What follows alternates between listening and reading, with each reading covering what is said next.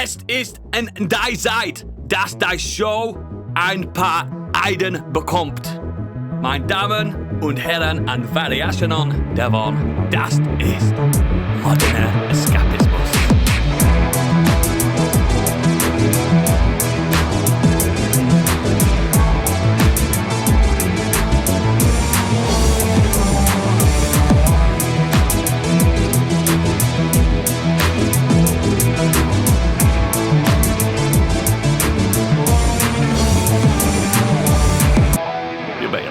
Didn't you? Hello and welcome to the show. My name is Oodles. Like any good leader, king, god, emperor, I will be steering this podcast into oral Elysium. Joining me today in this quest, Aphrodite, the goddess of love, sex, and the female form, has nothing on this person. It's Biggie. Schnell, Gott in Himmel! We're cancelled already. Because Daddy's not here.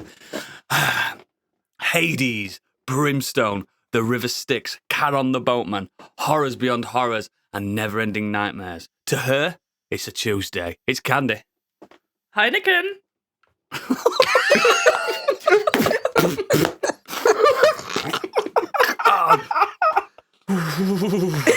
And mythology has such a vast, deep wealth of characters to describe this man. But there can only be one that I can really put as this man. I've gone for the half-man, half-goat Pan. 5-foot trickster. It's Stig. Yeah, das ist gut. That is good. Unfortunately, our Uberführer, Gadget, is not here today. He's got the shits. That's shitten. That's shitten. I don't know why I started with German theme. I just wanted to appease Biggie. But anyway, yeah, he's got the shits. We wish him a speedy recovery. But it's catching on. It's really catching on. This is the epidemic. Fucking shits. The shitting. Shitten. Hat die Schneebli. Not Schiebel. Oh, whatever. Fuck it. Actually, it's Schneeblé. Yeah. Mr. Schneeblé. How is everyone doing? Fine, Yeah, better than right. last Hungover. week. Yeah. Yeah, you're back, mate, aren't you? Have you got any feedback from last week? I did have, but then I was corrected by Biggie about it anyway. So, Fantastic. and also, a glory hole is actually a cupboard. You know this, No. right? No. Yeah. Well, maybe back in the past, but Yeah. everyone knows what a glory hole is now. I mean, we know what one is now. I mean, I think even in But the 90s, an old a deer glory talking hole about her is... glory hole is. No, it wasn't an old deer. It was a young deer. She It was a knew. young buck. She knew. Someone did once say glory hole to me, and when I was about just a messy cupboard once, and I did have a double take. One of the chapters of my autobiography is going to be called Glory Hole. Quite a strong moment in my formative years. Got a lot. Anyway, got a have lot you- of messy cupboards in your house, like messy. No. I prefer Victorious.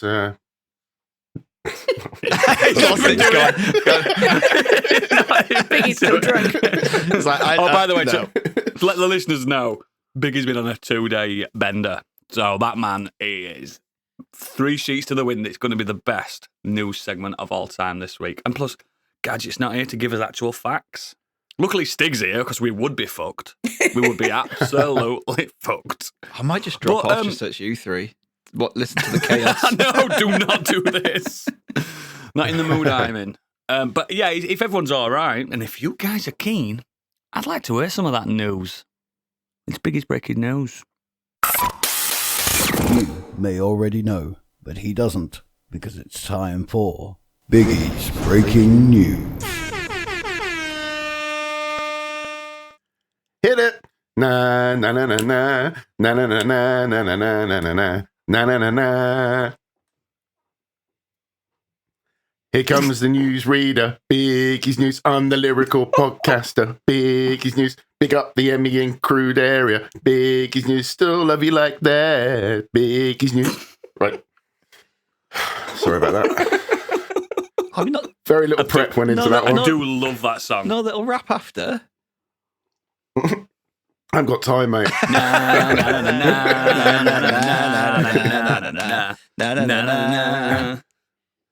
Come on. Let's get some news. I bet loads of stuff's comes been the happening big this news. week.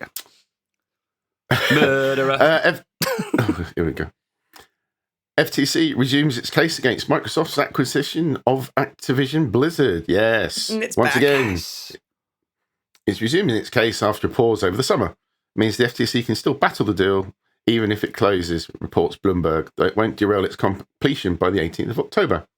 A new order released yesterday, which was the day that I got this news from, so I'm not going to tell you which day that is, states that the FTC has determined that the public interest warrants this matter by being resolved fully and expeditiously. Therefore, the Commission is returning the matter to adjudication. Whatever that means. What do we think's going to happen then? I don't Really? see I how think they this will can go go through. back on what it's gone through in the States. I don't know how they can go back on their word. As far as I'm aware, they shook hands. The deal was done. This is why we need Gadget to explain. He will know. He'll be Gadget, come back! he'll be shouting at his device now. I'm pretty sure he gets the gamer broadsheets every day and just big, massive broadsheet newspapers all about the gaming industry. And he reads it all. on the I ain't toilet. got I thought you'd be subscribed to that being a gamer. No. I Kicked me out just of club, didn't they? at this point, I'm kind of I just want the news of Microsoft has completed the acquisition, or Microsoft has been denied and won't be allowed to pursue it any further. That they're the only Yeah. two. I also I wish just want that news they of weren't one of just each lying of them, and then it's done with. Yeah. I just wish they weren't lying in the first place. This has got nothing to do with Activision. It's got to do with the intellectual property, Call of Duty. Mhm. And they're making out it's not just that. Oh, no. Yes, it is. Yes, it is. That's all it is. And bit of honesty, guys. Why didn't they just buy that IP off them? Pretty big though, if you can deny Sony Call of Duty. Innit? Can do it. I like the rebellion, the rebelliousness of it. Even though it is Monopoly at its highest caliber, there's still some kind of cheekiness to it, and I think it's funny. And I just like to see PlayStation fanboys crying into the wind. I want to see it just get petty as shit between the two of them. I mean, it's Yeah, I already do. getting I there, do. kind of, isn't it? Yep. Yeah. Love I it. really want to see that shit. I love it, mate. Nintendo I mean, just sat on the sideline if laughing. anything, Console Wars gives us content. If it's peacetime, we can't talk about shit, can we? There should be an actual fight between Phil Spencer and, well, it's not Jim Ryan anymore, is it? No. Mr. It'd be Sony.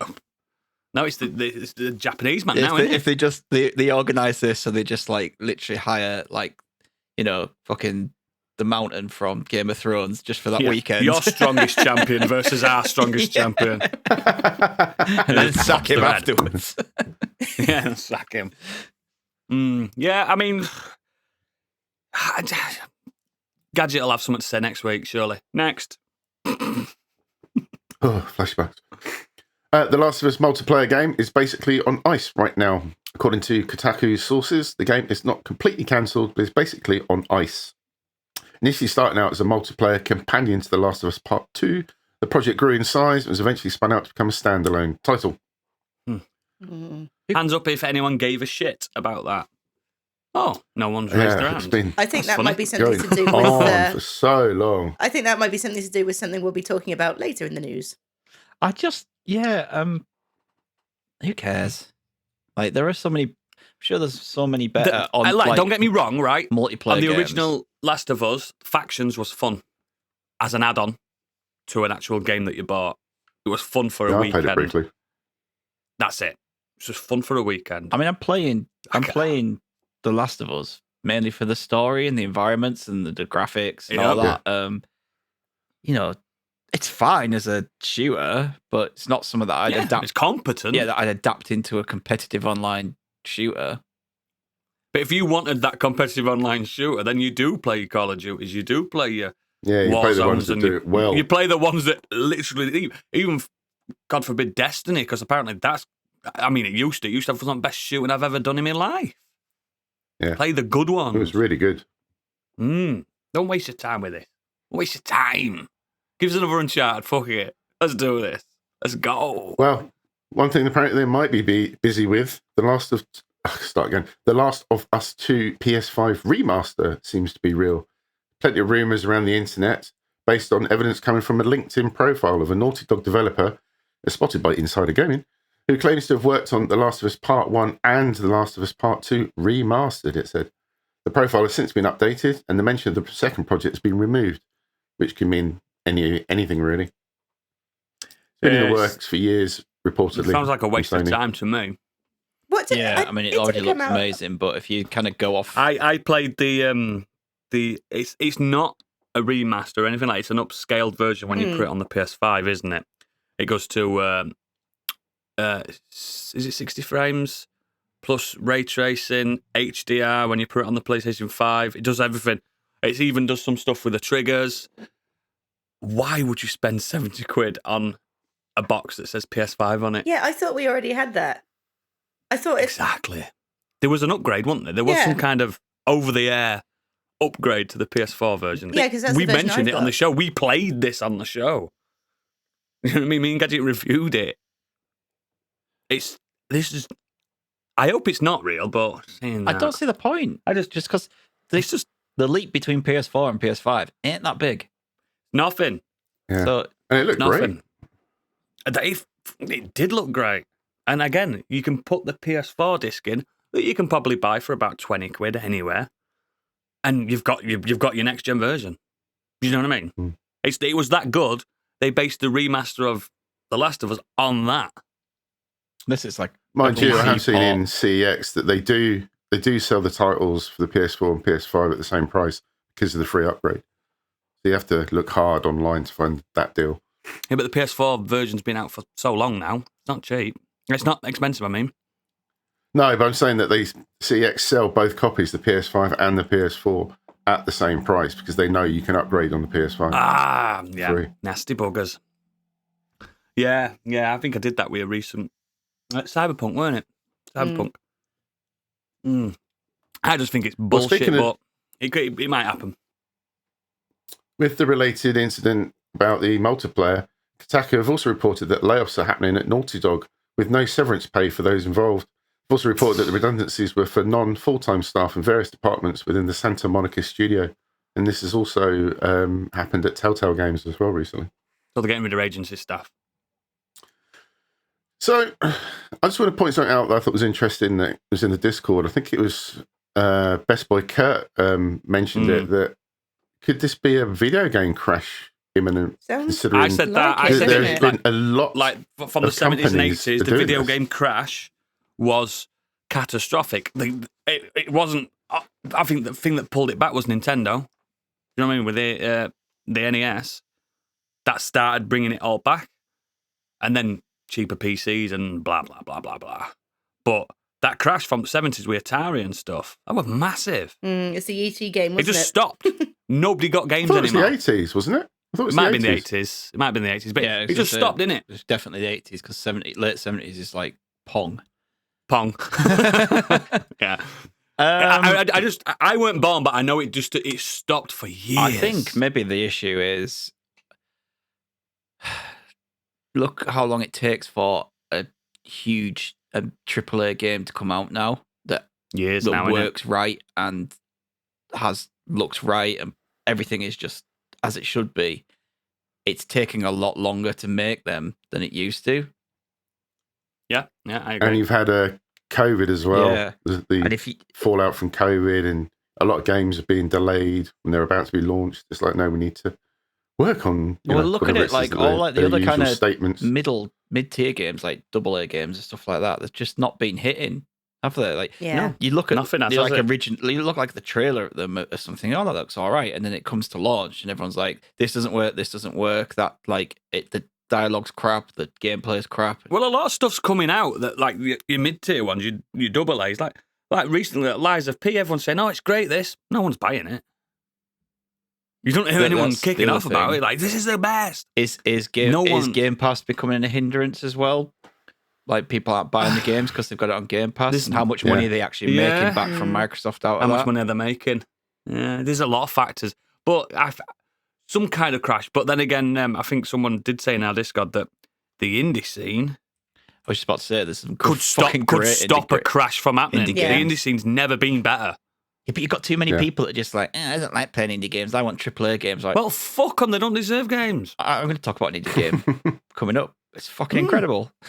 Some of the best experiences I've had this year are indie games. One of my gotties that I'm going to be putting forward is Dredge. That's not a AAA game. You know what I mean? That's literally one of the best games I've played in about 5 years. Fuck these idiots, man. Fuck them. But yeah, that could stop the crash from happening. If it could be a multi-million crash for the big players who'll just split off and branch off and start creating their own games in the bedrooms. And we've just got these sensational... We don't use the word indie games anymore. They're just called games. Because that becomes the norm. But you don't get these massive $10 billion God of War Ragnaroks for a very long time.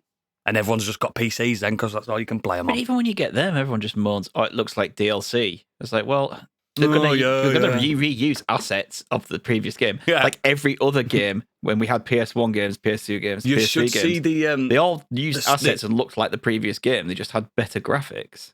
It might not be in this news, but did you see the review bombing of Assassin's Creed Mirage because they used the same cat pet animation as Valhalla? And everyone's Literally going, unplayable. "Ah!" This budget title, by the way, it's not a full price game. Yeah, who cares? It's the fucking pack. It's like people complained about the fact that they used the same animation for God of War and Ragnarok for him getting on and off the boat. Why would Kratos all of a sudden just Why would he change change up the way he gets off the boat? Like, that's not. I open the door thing. the same way I've opened the door for the last 30 odd years. Do you know what I mean? I open doors. I get off things the same. If all of a sudden I mean, he was like doing a lot like more agony nowadays. I go, ooh, like some kind of triple backflip off it. It looked fucking stupid, wasn't it? Like, it's fucking ridiculous. I hate gamers. Next. I think we may have got off the actual news talking point there, but yeah. Gadget's not here. Get ready, listeners. It's going to be one of them. This one's for you, Oodles. Square Thanks. Enix has finally made it possible to play all of Final Fantasy XIV completely solo. As reported by really? VG247, FF14's patch 6.5 has brought the game's duty support system, which lets players bring NPCs into dungeons instead of other players, up to date to include every part of the game. And then it mentions Stormblood dungeons, the drowned city of Scala, the Burn, and the Gimlet Dark were the last to be made available with duty support. The brand new dungeon, Lunar Subterrane, also works with the new system immediately. So is this going to be like AI characters? Because some of these are raids and stuff like that. I played a lot of that game. Not as much as some of our listeners, but I played up until the free trial. I mean, it were hours, like tens of hours of it on my own. And there's some bits I just could not do it on my own. So I wonder if it's going to be AI-controlled companions or something like that. Elder Scrolls Guns Online be on it. introduced something fairly similar, and it was you could take every player. You could take one companion, so you wouldn't be able to do it totally solo, but you could do what their version of a raid that would normally be 12 people with 6 and companions, and it was just a fucking miserable experience. Like the AI was just it? not there. It just wasn't great. Heal me, motherfucker! Like you might be able to scrape through like barely, but I don't know how much of an enjoyable experience it would be. But the thing is, an MMO, you know, just if you don't want to play an MMO, don't play Final Fantasy 14. There's plenty of good Final Fantasy games. Yeah. No, but you have to understand this, Candy. That is the only game that Square Enix are making money off. Yeah. Nothing else. Yeah. They need to keep supporting that game. 16 You still need a fell off cliff. subscription to play. You still need a subscription of and course, online of course. for it. That is how that company still exists. That one game. Trust me. And Final Fantasy VII still sells for some reason. It still charts in like top 200 and it came out in 1997. Do you know what I mean? Some people are still buying that game. Timeless. Fuck. Yeah. I can confirm some people still play it today. That's what I mean. That's all they got. That's all they got. Next. Nintendo came out with an announcement with discontinuation of We online have services. cancelled. for- We are no longer a game company anymore. We quit. Is that the announcement? No, online services for Nintendo 3DS and the Wii U software. It said in early April 24, online play and other functionality that uses online communication will end for the 3DS and Wii U software. This will also include online cooperative play, internet rankings, and data distribution.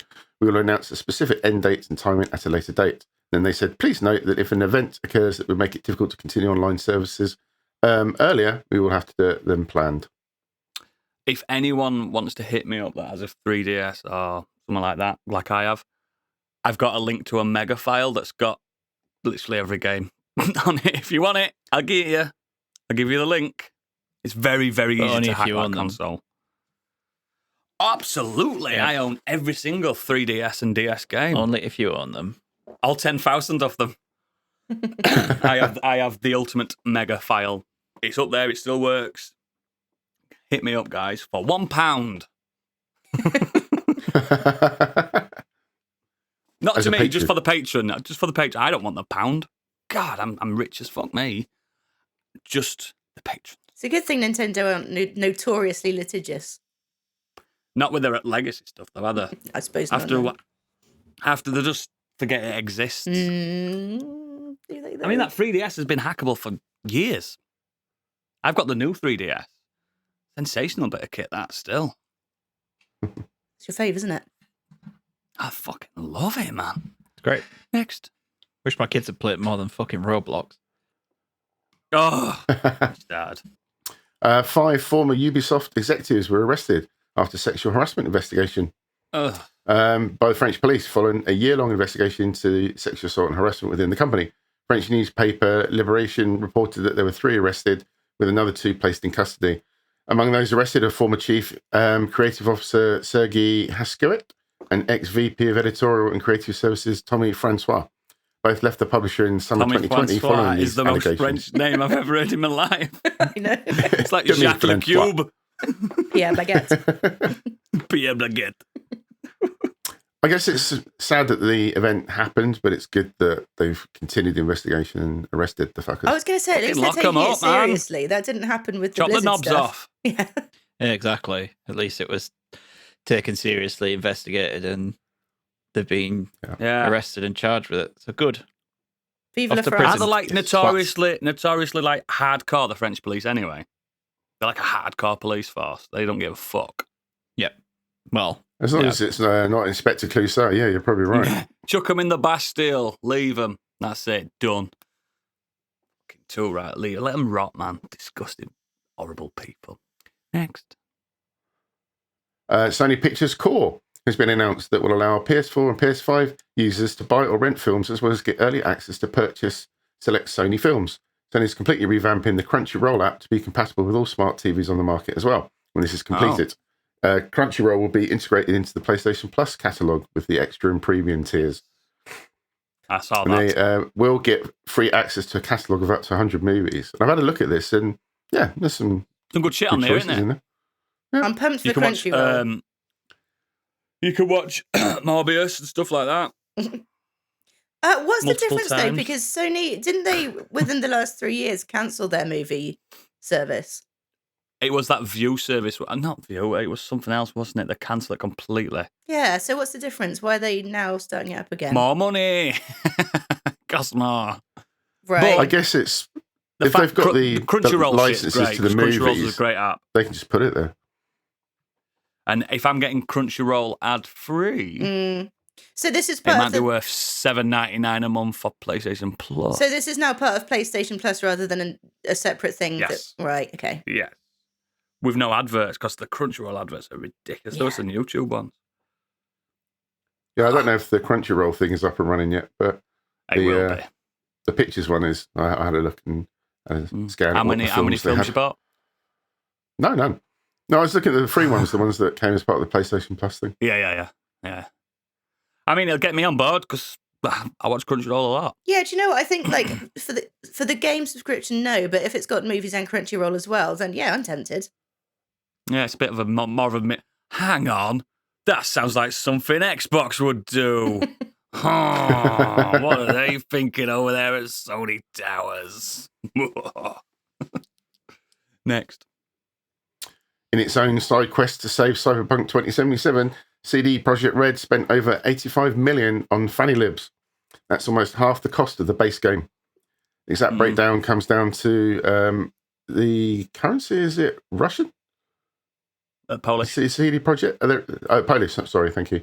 On direct production expenditures and another 95 million in Polish currency on marketing campaign costs. When converted to US dollars, about 62.8 million and 21.7 million respectively, or roughly 85 million in total. But they're also busy. Sorry, go on. I was just about to say, like, it's fucking worth it. It's such a good game. I don't know if you saw this. Is I didn't add this to the news, but they just today released a documentary about the making of Fanny Libs. So I might watch it after. What's I've it called? played The Fanny Libs story. I think so. Yeah, I think that's right. It's so fucking good. It's literally tipping my game at year away, and it's a fucking 3-year-old game. We ain't got them silly rules that other podcasts have, by the way, guys. We can bring anything. It's I'm bringing Killzone. No, you're not.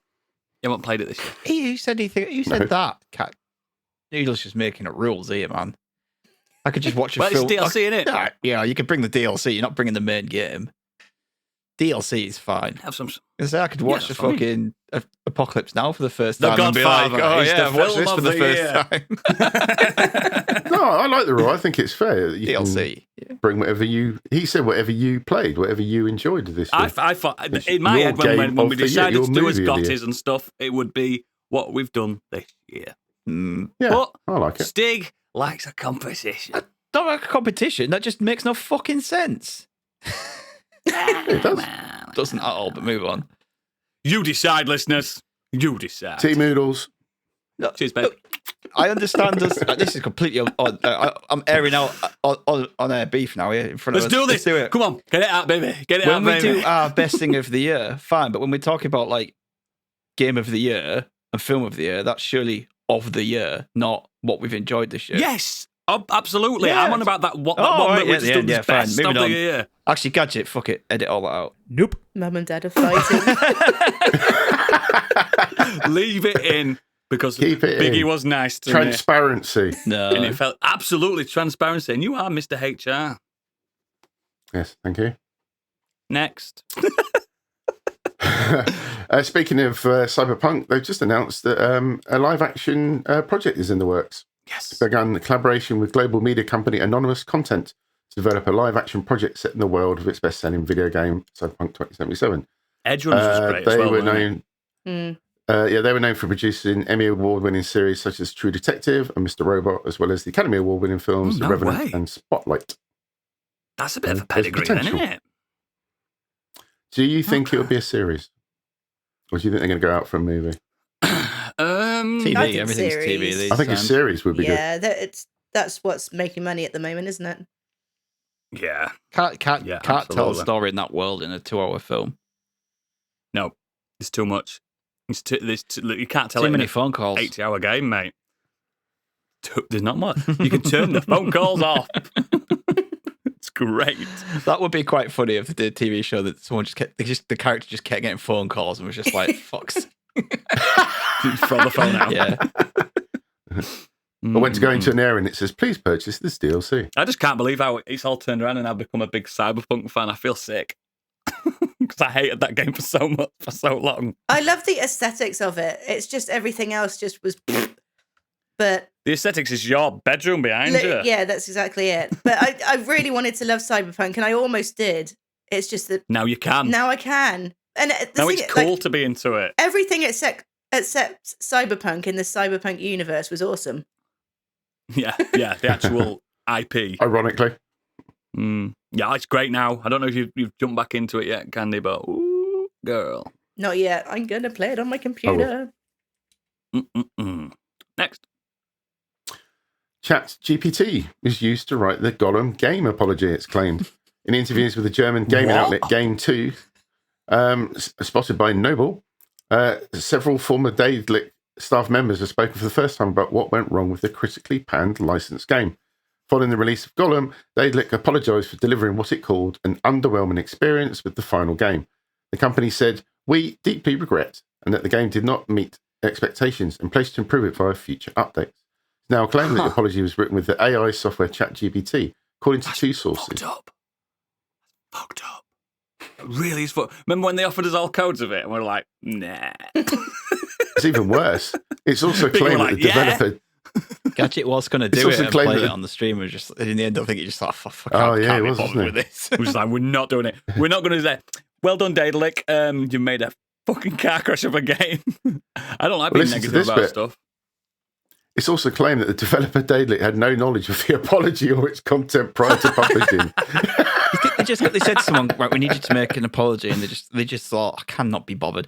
I can't. Google it. They probably thought, I can't, in good faith, write an apology for this game because it's so bad. So they just got ChatGPT. 'Cause I don't believe to do in it. Yeah, they didn't believe in the apology.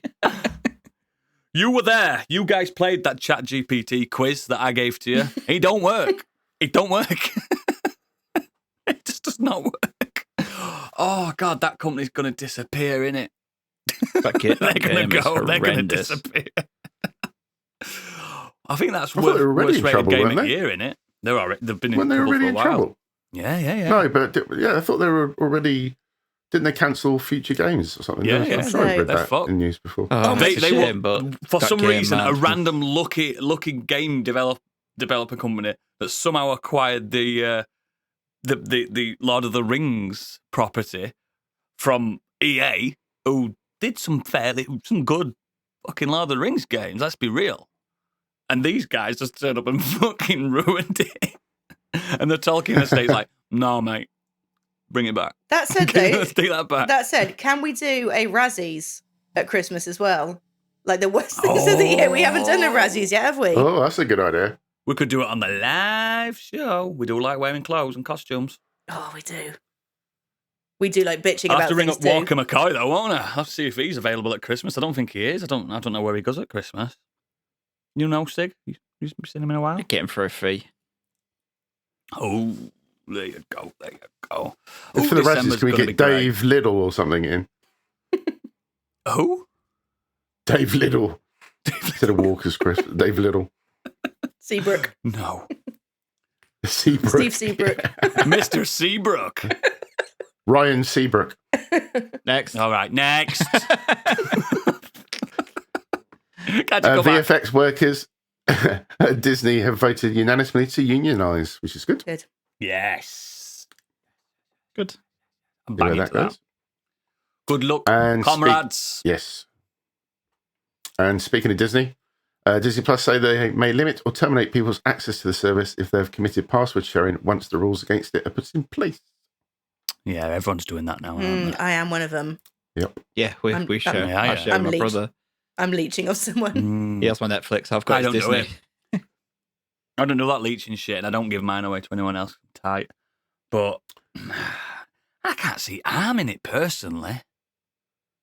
You know what I mean? I feel like if someone's leeching, that's free advertising for somebody, because then you could turn around and say, I'm not paying for this anymore, but they'll go, oh, we still like it though, so we'll start buying it. Problem is, yeah. Netflix subscriptions went up when their password sharing got taken Yeah, away. yeah, that's So Disney have obviously looked at that and go, well, people still it pay it. works. Yeah. They're going, oh, fucking hell, Ahsoka cost us a fortune. We need to get some money back. We may need to look into Patreon to see if people are sharing Patreon content of our shows. Well, I've had news on the Emmy goblins came into my office the other day and said people have been sharing the podcast feed. There's a spy. There's a spy. There's a spy. I think it's you, Biggie. I think you're leaking it, like Snowden. No. Next. Jason Blum says the Five Nights at Freddy's movie has has already made more than its budget back from the sale of its streaming and theatrical distribution rights. It's going to be a massive hit, I reckon. I don't fully understand what Five Nights at Freddy is. It's like a Jump scare, isn't animatronics, it? aren't there? Animatronics jump scary things, aren't they? Yeah. The kids love it. Didn't Nicolas Cage do a film very similar to that Yeah. recently? Wally's Basically. Wonder World or something. Mm. Something like that. But it's definitely kids wanting that, and the mum and dad are going, yeah, sure, why not? And people are getting mutilated on screen. As long as there's no shagging in it, I don't care. My kids watch it. Bit of blood and a bit of scares is fine for a young'un, innit? Yeah. Well, if it's just a jump scare, yeah. To be fair, I played it for I draw the line at shagging, basically. None of that. Next. Next, James Gunn says Peacemaker Season 2 will be canon to the DCU and will also address how Season 1 is no longer canon. I don't understand any of this. I've not That seen sounds it, but- exactly like a James Gunn thing to do. He woke up and it Oh, was that's all a brilliant. dream. He's basically gone, I had this really successful show that everyone loved. I've got these great characters. We've rebooted everything, but I want to keep it. And, I'm in charge, so I'm keeping it. I like that. Again, another rebel, and I love a rebel. He's gonna make the DCEU the best one, isn't he? He's I absolutely would gonna love, do Fred, it. do you know what I want? Do you know what I want? I want the current DCEU. I want Peacemaker Season 2 to start in that universe and it implode on itself, and somehow they get out into a different multiverse. But that one is destroyed, meaning they can never go back to it. Yeah. So there's none of this. Oh, well, they were in that. Email him. Yeah, they were in that universe, which means one day we might get that back. And he's gone, nah, fuck it, I destroyed that one. It is gone. It's dead. Everyone in that universe bang is into gone. that. But somehow Peacemaker and crew jumped over. You mean in the DC universe, in the canon, there's 52 multi worlds. That's why it's called New 52. Yeah. The actual current thing that we're in now. That's why there's 5 Batmans. How did that could work? How did a Z-list villain become the best thing? It's so Makes wild. no isn't it? sense. It's so wild. Has a toilet seat for a villain helmet. that's he never had his own comic book run ever. No standalone comic whatsoever, and he's become an absolute smash. Yeah. Because that's what good Love it. writing Love it, and mate. storytelling does. Absolutely. Bring it on. I trust in him. I did end up. I rewatched Guardians of the Galaxy 3, and yeah, it's the best one they've done on the MCU side, haven't they? And it's James Gunn. This phase, definitely, yeah. Yeah. So they know what they're doing. Well, he knows what they're doing. Spider-Man's up there. He's going to but- save it. Oh, Spider-Man, yeah, of course. But yeah. DCEU, the one to watch. I bet fucking Marvel is shit in the sense.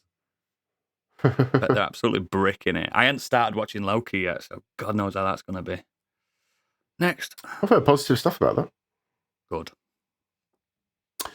Studio Ghibli's The Boy and the Heron UK release date confirmed for December 26th, Boxing Day. It's a Christmas miracle. Yes. Do you guys do stuff on Boxing Day, or do you just sit in the house and Go to my parents' Yeah, house. Tickle your- do the house thing generally. tickle your bellies and stuff like that? No, it's always Eat more it's turkey. always my family meet up at my parents' house, Boxing Day. Christmas too. Yeah, I go for Christmas too. Yeah. In fact, the Yeah, stress we of going we to the used to do shops for Christmas deals. too, but not for a long time. Not But for a long time. If this film is out and they're showing it in the morning, we don't go there That's till what the I'm saying, bro. afternoon. That's what I'm saying.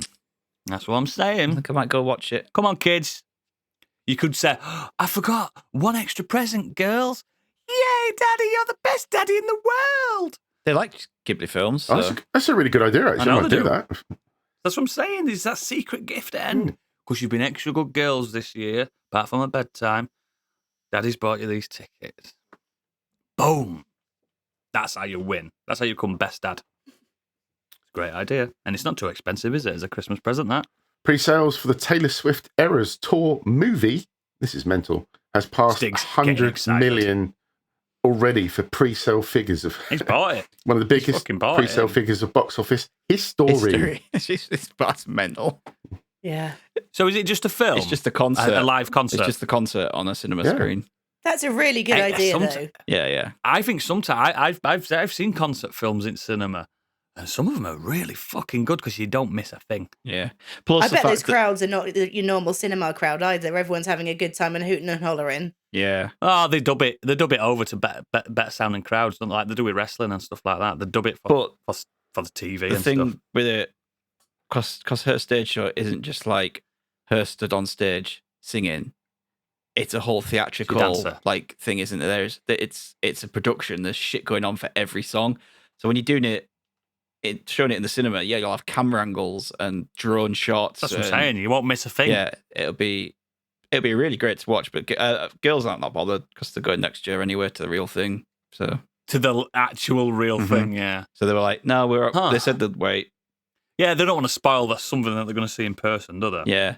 See, so people didn't get that because on the Empire podcast, James Dyer was saying, I don't want to watch it because it's like spoiler. And they were like, what are you talking about? A spoiler? And well, because I don't want to see the stuff that she's going to do. I want to experience it. You don't want to know the set list either. Well, I know the set list. He's researched it. Yeah, because it's we've been listening to the set list, but I'm Girls, not get bothered about the back. set list. If you go to the toilet now, we're going to skip He Was a Bad Boyfriend, and in 2 minutes' time, she's going to be singing Country Roads, Take Me Home, Part 2. I don't know what fucking song she sings. No, you don't. God. No, it's more about what, like, the production and the stage and everything. I don't really want to be like, oh, I know this is coming next. I know this is coming next. Yeah. Do you reckon in person there's going to be longer wait times between songs than if it's a production? Because I remember someone saying when they went to see Katy Perry years ago, she did all that set shit. And they were like sometimes 10 minutes between songs. I don't think so. I haven't seen anything about that. Yeah, I think you'd know by gigs now. like The people have this been Eras saying Tour it. gig is like 3 hours long. I've heard the great big celebrity fest, all celebrities go to see her and stuff. But I don't think this one will be 3 hours long because Paramore is opening for him. So they've got quite a big name opening for her. They're big enough anyway. And they're not going to just rush them on and off. But yeah, I'm looking forward to it. Fair But enough. I just think that's she's, in my opinion, she's the modern day equivalent to Michael Jackson. Michael Jackson, Yeah. yeah. She's fucking big. She's not skint. Yeah. She is not skint. Is she that? I really don't mean this in the wrong way. Is she really that talented though, compared to other female singers? Because I didn't realise she was that good. If you It's know what I mean. I probably don't a listen to brand, music. mate. Yeah. I don't really know her, but it's probably the brand. I know And people that's what that Michael Jackson was. I know people that absolutely He was a adore, brand. and I don't see it myself, but there's obviously something. Yeah, but you're goth nerds. She's got a fantastic she's got a fantastic captive audience. She's got children, adults. She's a gay icon. She's Middle-aged a socialist. Middle-aged men. Middle-aged men. She's attractive. She's a perfect encapsulation of absolutely everything that pop music does well. And I'm not even a fan, but you can't deny that shit. And that's what Michael Jackson did. Until Michael Jackson went on to be Michael Jackson. But less said about that, the better. Universal has got plans for a Martin Luther Jr. movie for Chris Rock to direct and Steven Spielberg to executive produce. Oh, that's nice. Yeah. I'm back into that. A big biopic. Yeah. Bang into that, especially with Spielberg involved. How many? Well, there's how interesting. many, Chris Rock. I didn't know he directs. Does he? He has This- directed things. Yeah, before, moving into him. But there's not a lot of MLK films out, is there? There ain't, isn't there? No, that's what I'm saying. A few Malcolm X ones, isn't there? Yeah. I don't even know if there is one. I'm banging to that, mate. I think it'd be good. That's a really tumultuous story and a crazy time in America's history. Yep. Absolutely brutal, man. That'll be Title: good. I Had a Dream.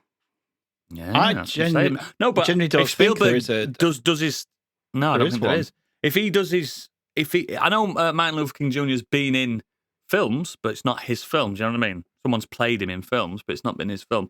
But if Spielberg, because there's two Spielbergs in my head. There's Spielberg that just does stuff, and then there's Spielberg on his A game.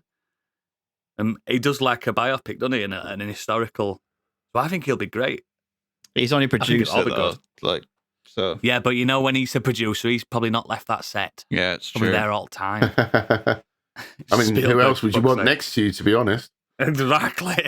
I mean, Chris Rock, yeah, go for it.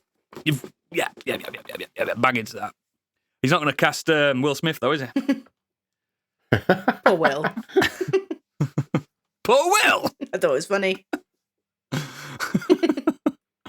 I was saying he would have been good. He would have been really good. Selma is a Martin Luther King film, but it's not Selma. really about him. It's his wife, isn't it? That one? Yeah, so I'm guessing maybe they just, whoever had kind of like It's about time, basically. the rights to so to speak of his Yeah. image and image rights have decided that, it's time to, I'm up for it. yeah, I'm bang up for because it. there's loads of documentaries and stuff, obviously, but I've read hundreds of books on Martin Luther King Jr. Yeah. Just pops into my head. I Martin tell Luther you, King Jr. who might be a good choice to play him would be Jordan Peele. Oh yeah. Oh, okay. Yeah. I can see that. I can see that. And he can do serious. He can. yeah. Ooh. Heard it here first. Next up. Pinocchio star and Bond villain Christopher Waltz has joined Guillermo del Toro's up-and-coming... Pinocchio. Whatever. Up-and-coming Frankenstein adaptation. Are there? This is gonna be, we mentioned it before, haven't we? This is going to be ace. Yeah, I reckon he's going to be Frankenstein, surely.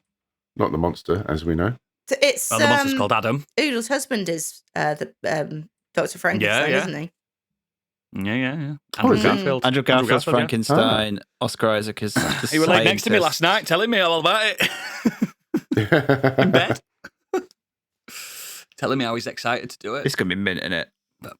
It's going to be insane, mate. It's Andrew going to be fucking Garfield, insane. Mia Goth, Oscar Isaac, Christoph Waltz. Let's meet up in Birmingham to big screen and we'll all go see it as a team. Let's fucking do this shit. Let's see some Frankenstein, baby. Oh, it's going to be good. I hope it's 3 hours long. Frankenstein. Frankenstein. Yes, bring it on. Next. That's it. So over to the weird world web, and I was hungover and completely forgot to put one in, but my usual source has come up top trumps. Mexican police arrested a Chucky doll and its owner for allegedly terrorizing members of the public. The suspect, referred to only as Carlos N., is reported to have used the life-size puppet to wield a large knife and demand money from frightened locals in Monclova, a city in the northern state of Coahuila. Carlos N. was apprehended in the main square of the city while allegedly under the influence and charged with disturbing public order and endangering the public on September the 11th. Bizarrely, the officers also undertook to formally arrest the doll itself, seemingly at the behest of local media. Police then followed through by taking both Carlos and the doll, whose character was popularised in Child's Play, to the local precincts where both the doll and its owner were handcuffed. I'm just looking at pictures now. It's fucking hilarious. But also because of actually watching Child's Play and the TV show and everything, it feels real. Seeing them stood there with a handcuffed Chucky doll, holding it up, it feels like, yeah, I know why they're doing that. yeah, just in case. Yeah.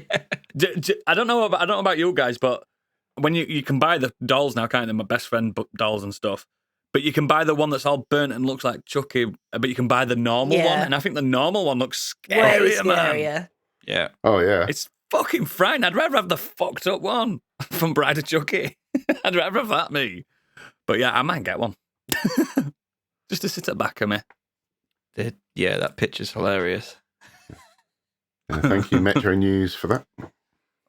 You read that on Bus Home, mate? Just now, literally, I just realised I forgot. You are shocking. How dare you come at me? How dare the listeners come at me today in the Discord saying that I'm shoddy when you're doing last minute on the fly news crap? But that is just incredible podcasting. That just makes me look twice. He thinks he's a fucking gonzo journalist. Breaking news, isn't it? Breaking news. Yeah, he thinks exactly. he's fucking Hunter S. Thompson over there. He's had a big bender and he's getting last minute news. Who do you think you are, boy? Who do you think you are? I'm the lyrical podcaster. I need to rein you in, mate. I need to rein you in. Right. I am very excited to, because I think it's been a busy media week this week. Very busy. I've been chock-a-block. I'll be sharing some of the stuff with you guys because I've seen some stuff that you guys have seen and blah, blah, blah. Let's start with Stig. Two main things I have done this week. First one is the one I wanted to talk about last week, which I've now completed. I played Cocoon on Game Pass. Is that about old people? No. Kurt brought it up in his feedback last week. He's been playing it. We've both finished it this week. It's I'm going to jump on this very quickly. I just finished Inside, which was made by them. Okay. I finally did it. And I was like, yes, what an incredible game. Just to let you know, Stig, Biggie's finished the 5-year-old game they made before this. They didn't make it anyway. They didn't make this game. Yes, they did, didn't they? I thought they made it. Wasn't it one Somebody developer or something like that? No. Right. So Cocoon is a 2023 puzzle game developed by Geometric Interactive. It's their first game published, and it's published by Annapurna Interactive. You take their first game, Biggie. Their first game. Well, I must have read that wrong then, whoever said that. No, I think one of the developers for Inside and Limbo are on this team. But it's not. Yeah, this is the company's Geometric Interactive. The new company. It's their first game. Yeah, so it's a kind of isometric puzzle game.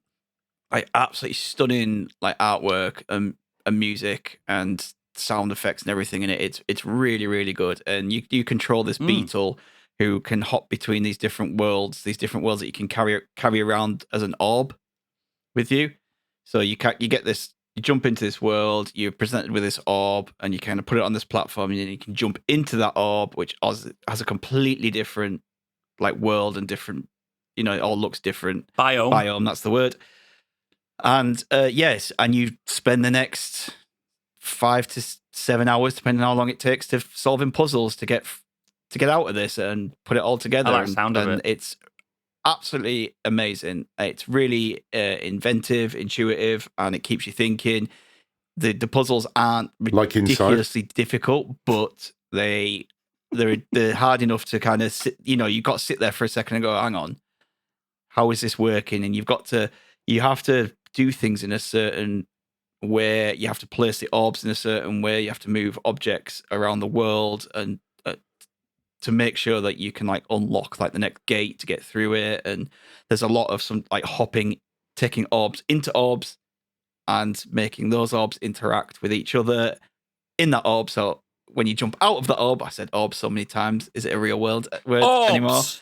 That when you jump out of that into the... We've got a podcast title, by the way. It's just orbs. To the world above, that it actually creates like this chain effect for it to unlock the next area. And that sounds fucking mint. It's so good. Like I say, have a look at some pictures of I've the actual seen screenshots, mate. how it looks. I've seen it running. It looks great. It's stunning. Like I say, the sound and the visual, the sound effects and everything are great. Like Kurt said in his review, you get given like little audio cues if you're right on the right track.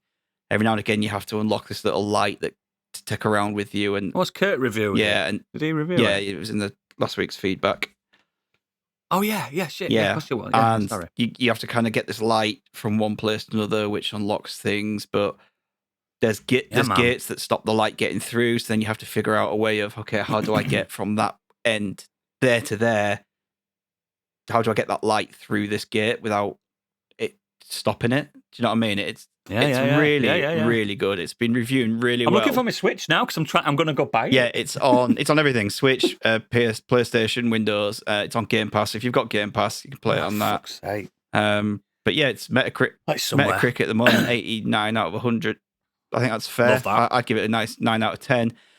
My only criticism was exactly what Kurt said in our Discord. There is no kind of narrative to it, so you don't. Whilst the game is great and the gameplay is great and intuitive and everything on that front, you kind of get to the end and you just don't have that kind of rush of or feeling of anything. Closure. Yeah, you're just like, oh, that was a really cool game. I really enjoyed that, which is fine in itself. But I think that one thing that would have pushed it to a 10 out of 10 is I think made you feel something at the end.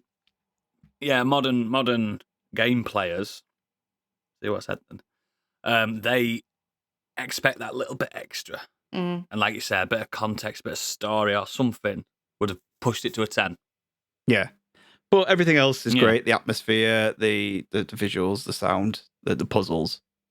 I'm gonna and start it is playing not, it tonight. Fuck it. Like, I like some puzzle games. Not all, but I like them when they're not too difficult. Which sounds a bit silly. Like The Witness. Like, I just don't want games that frustrate me. This made me think, but it didn't frustrate me. And I think that's the right kind of perfect spot for me for a puzzle game. That's why I've never completed Myst. Yeah. I found it too hard. I just don't want to be sat there going, what the fuck am I meant to be doing? I don't know what I'm doing here. This is stupid. I'm going to have to go to YouTube. And what's the point of if I'm spending all my time going to YouTube looking for walkthroughs? Yeah. But I never... When you could have watched a guy play it. Yeah, exactly. For free. I never felt like that on here once. Like, there's a couple of times where I sat there and I even messaged in our Discord going, I'm not sure what to do. And then about 5 minutes later, I was like, right, got it. That's the purest, like I don't know, great review for a puzzler where you can just sit around and say, I just got it. Eventually just got it. You're looking. Sometimes you've got to take a step back, haven't you? Absolutely. Look back Have at a it. cup of tea or sleep on it. Have a cup There of tea. was one section I was looking at it going, when I pick the orb up, there's like this thing grabbing it and dropping it somewhere. It's like, I can't re-pick it up and get to that point before it grabs the orb again. Like, I was looking at it going, I just cannot figure this out. And then, and I was like, oh, hang on. there's something else that I can, Ding! I can pull Yeah. this along and drag it here and do this, and then now I That's can what do I it. call a perfect puzzle mechanic. That's It's Have you really, really good. Have you ever had it? And sorry, this is dragging it on a bit, but you've gone to bed stuck on a puzzle, fallen asleep, and you've woken up and been like, I know what and to do. you've solved it in your head. I did that on Portal 2. I did exactly that thing on Portal 2. I was like, 4 in the morning. Fucking come on! I think this is like kind of akin to Portal, is that Portal was never really that difficult, was it? It was fun. And it got No, you just overthought things. It got you thinking, but you never sat there just being like, I just don't know what it's asking me to do. Like, this never does that. Exactly. So, yeah, excellent. Everyone should play that, especially if you've got Game Pass. And then the other... It's cheap if you haven't got Game Pass anyway, isn't it? Yeah. It's only 15 quid. Yeah. Other thing I did was I watched a new film out on Amazon Prime called Totally Killer.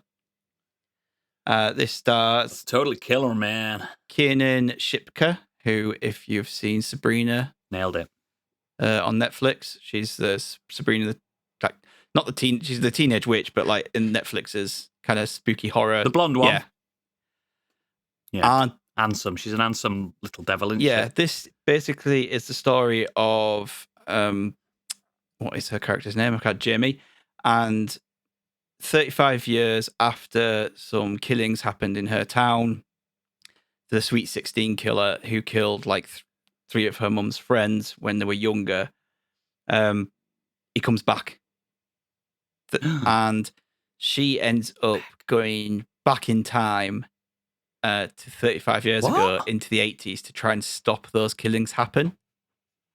What? Yeah. It's a very... Stag, let me wrap my head around this. So, a killer happened in the past In the of this 80s, yeah. town, and then the modern day girl, Sabrina the Teenage Witch, goes back in time somehow Yeah. and tries to warn people of the killer. Basically, yeah. That sounds fucking amazing. It's akin to that kind of Happy Death Day style horrors. That kind of horror comedy. It sounds like an 80s film. Yes. Well, she ends up going back in time and kind of trying to stop these killings, who are obviously all of her teenage mum's friends. So she bumps into her mum, she bumps into her dad, and all that kind of funny hilarity ensues. That sounds fucking mint. But what's really funny about this is because it's set back in the 80s and she's a teenager from now, all those like things that used to get away with in the 80s, she's like, she's kind of like, quote unquote, I'd hate to use this word, but a woke teenager. Teenagers in the 80s weren't like that. So there's a lot of sexual references. There's all this. They like to say the F word a lot, didn't smoking, and they don't actually say that, which is nice to see. But there's a lot. There's like one of the guys is just like, a crack a joke. He'll be like, "Oh, I've got your thing right here," and just like grabs his dick. Do you know what I mean? Like, and yeah, because there's no. Yeah, one of the jokes is all like, "Oh, well, I'm this girl, she was drunk driving, and she and this happened," and he goes, "And it's because she's a chick, and chicks can't drive." And she's like, maybe it's because she was drunk. And one of them goes, that's totally something a chick would say. And then they just walk off. You know what I mean? Like, it's that kind of like the sexism. Because that's exactly what it was like. The sexism and everything is kind of there. And it's all these kind of jokes on about how like shit 80s weed and stuff is and how and everything. And it's it's not strong enough. Yeah, it's really funny in that way that it kind of brings all that stuff up, and she just kind of has to deal with it. So it's a dark comedy then, yeah, isn't it? while also having to try and find out who this killer is and stop these killings happen without tell me it's good fucking the future up. Is it good? I enjoyed it. It's a perfectly good 3 out of 5 film. Fantastic. I'll watch that. Yeah. I just like the premise. It's fun. You watch the trailer and you'll get like the flavour of what it's about. But yeah, it's on Amazon Prime. It was a good time. A good time was had by all. Yes. And then finally, I am on 100 Things We Learned from Films this week. So check out their latest episode. You are. We have done What you film reviewing? was it? Last Action Hero. Oh, cool. Slater! Yeah. Love that film. That film was a fucking bomb, but I think it's a great film. I think it's a great film. I've not heard of that podcast. Who does it? Mr. Podcast. Mr. Podcast Worldwide. And his podcast husband. Oh, John. Yeah. Yeah, John. Yeah. I will say there is a little bit of nostalgic eyes when you think about that film.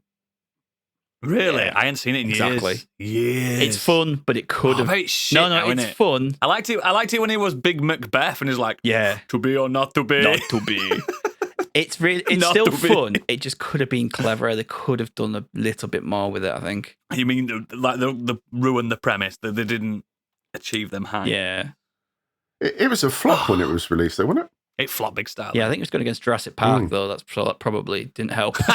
Everything flopped. Yeah, can see that happening. And it was his film after Terminator 2. How'd you top that? Yeah. You know what I mean? Yeah, so But he did do True Lies after, and True Lies is great. check that out because, well, it's a fun podcast anyway, We but will. because I was on it.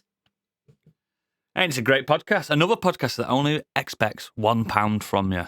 We're so generous as podcasters, aren't we? So fucking generous. Excellent. I'll go next. I've only got this one thing because I'm going to jump in on, I think, Candies. I watched the whole 4 episodes of the David Beckham documentary on Netflix. I mean, I'm a Leeds fan, so we've got to take that with a pinch of salt, right? I'm not here about that Manchester United fucking glory, Man United shite. However, I've always respected David Beckham as a international footballer. Can't deny that, can you? It's some good runs with England. But Apart from that one game. from that one game, which gets documented quite well. And I did not think this would be a warts and all documentary about David Beckham. There's a lot of stuff I learned about him. And the fact that they literally sat and talked about his affair. Remember that? Alleged affair, though, wasn't it? Remember? Alleged, Yeah. yeah, absolutely alleged. He's always denied it. But do you know what I really got from this doc? I mean, it's a typical biopic documentary. We all know David Beckham. We all know who he is. He was, at one point, the most famous man on the planet. And he was married to a fucking Spice Girl. Do you don't get bigger than that back then, do you? There's nothing bigger than that. They were huge. Remember when they were mulching around with fucking Tom Cruise and stuff? And just, oh, God. But I did not expect how down-to-earth that man is. I don't know if it's really good documentarian making him look like that. He just seems so... Clearly a man with OCD as well. He's obsessed with cleaning his house and his little man cave in his garden. Sounds like my kind of guy. Stig, it's you, mate. This guy's you. Not as handsome, though. Covered in tattoos, always cleaning. He's got better hair than you, though, mate. Fucking Fucking right, hell, he that does. hairline that he's got. No, he's always had good hair. That's why. Fucking hell. 50-year-old, he's got hairline of a fucking god. He's an handsome brute as So would well. I if I had his money. But, yeah, that's true. It might not be his hairline, might it? Might be from Turkey. But it's just a really good documentary. A lot of people with these football documentaries and these footballer documentaries say there's not enough football in it. This has got quite a lot of football in it. So if you don't like football, it's kind of probably not the one to watch because he does explain game. He gets like his best mate Gary Neville and stuff like that to watch famous games that they've gone through. And if you don't like football, what's the fucking point in watching this documentary? If you want to see Victoria Beckham's wardrobe, this is not the documentary for you. You know what I mean? She's not in it that much. It's just a really good... I honestly, I've said this before, but I think the late 90s, mid-2000s were my favourite era of football. And it just reminded me of it all. And I'm a Leeds fan. We were shocking then. We got fucking basically the same place we're in now. We We're Oh. got shocking relegated. now. You went further down, didn't you? Yeah, that's true. I still think I used to love them international tournaments. We had some great international tournaments as well, and they were the infamous when he tripped Thingy up. Was it 97, 98? Something like that. I was And he Possibly not yet. 98. he became a bad boy then. He got told off. He got red carded, shaved his hair off, and came out as a bad boy. And it was just, I don't know. It's just a good documentary. If you're into it at all, I definitely suggest you watch it. But if you want to know about David Beckham's kids and his home life and stuff, it's not really that kind of thing. It's a very football documentary. That's good. I'd rather Oh. watch that than about the family. Yeah, But yeah. I've seen a clip of him. It made me laugh where Victoria's sat there and she's going, "Oh, we just come from like working class background." He's like, "Tell everyone what car your dad drove," and she's like, "Well, it doesn't matter." She's like, it doesn't really matter. He's just like going, "Tell him what car." And he's just poking his head through the door. Going, yeah, she went. Sometimes they pick me up in the Rolls Royce. He was like, "Thank you," and just walks out. Yeah, because he were a poor lad. He were from proper working class roots, and she were posh. It's like we were working class. Like, you were called Posh Spice for a reason. I've got a lot of respect for him. He seems like a good bloke or an incredible actor. I don't think anyone's ever really had anything proper bad to say about him. No one said David Beckham's a knob, isn't he? Yeah, he's not one of them people that you would. There's a little bit regarding him and his kind of chilling for the Guitar World Cup. I would say that's that wasn't a good thing. That wasn't a good thing. Yeah. Maybe his politics are a bit off. From my point of view, knowing he's friends nothing with James about Corden. Oh yeah, that's a strike against him. Oh Jesus Christ, cancel him. But from my point of view, knowing nothing really about football, it's just he seems like one of those superstar that only comes around once every generation, like Michael Jordan, Wayne Gretzky, David Beckham, like Tony Hawk. I genuinely think, and people won't agree with me, like Lionel Messi is the best footballer that's ever existed, but David Beckham was still bigger than him. He's the household name, isn't he, David Beckham? He's superstar. Yeah. Transcended football. Yeah. There was more to him. He wasn't making football. Much money on football at one point. He was making more money in underpants. Yeah, he worked on his brand, didn't he? It was the Beckham brand. Well, it's very fucking. But you're right, very Candy. attractive man, though, isn't he? What do you expect? No, that can't hurt. That can't hurt at all. I mean, he's got an annoying voice, though, from what I remember. He doesn't sound that bad anymore to me, to my ears. In my head, I thought he had a right squeaky voice, but he's got older now. It's not as squeaky. Taken up smoking since he stopped playing football. And I always forgot as well because he went to Real Madrid and stuff. He's fluent in Spanish, that man. You won't think that, would you? You won't think that, but here he is. But yeah, it's got. I recommend it. But Candy, you and I watched something. We like the boys on this show, don't we? We love the boys. We love the boys. Have you watched every episode yet so far? Every episode. Well, girl. You take the lead. What's this called? Candy? This would be called Gen V, and it's a spin-off from the boys, the very popular Boys Amazon show and comic book, and it was based on a story arc of the boys in the comics.